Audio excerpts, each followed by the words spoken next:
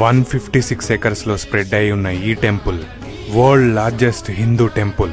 81 ఆలయాలు, 39 మండపాలు, 21 గోపురాలు, 7 ప్రాకారాలు కలిగిన ఈ ఆలయాన్ని చోళులు, పాండ్యులు, హోయసల, విజయనగర సామ్రాజ్య రాజులు కలిసి తరాల పాటు నిర్మించారు.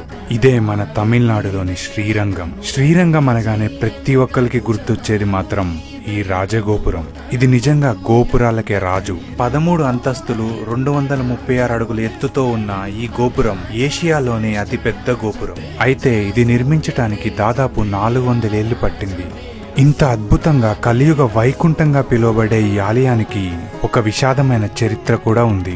13th సెంచరీలో అల్లావుద్దీన్ ఖిల్జీ జనరల్ అయిన మాలిక్ కఫూర్ ఈ గుడిపై దాడి చేశాడు. ఇక్కడి భక్తులు, పూజారులు ఉత్సవ విగ్రహాన్ని తిరుపతిలో దాచి వీరిపై పోరాడారు. అలా గుడి మొత్తం రణరంగంలా మారి దాదాపు 13,000 మంది హిందువులు మరణించారు. ఇక్కడితో ఆగక మాలిక్ కఫూర్ సైన్యం బంగారు విగ్రహం కోసం వెతకసాగారు. వీళ్ళని డైవర్ట్ చేయడానికి వెల్లాయ్ అనే దేవదాసి డాన్స్ చేస్తూ సైన్యాధిపతిని మాయ చేసి గోపురం పైకి తీసుకెళ్లి చంపుతుంది. తను కూడా అక్కడి నుంచి దూకి ప్రాణాలను అర్పిస్తుంది.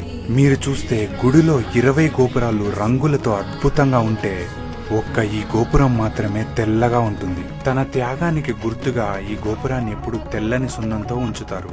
చూశారు కదా, శ్రీరంగం ఒక ఆర్కిటెక్చరల్ మార్వెలే కాదు, ఎన్నో త్యాగాలతో మన కోసం దాచిన ఒక అద్భుతం. సో తప్పకుండా చూడండి.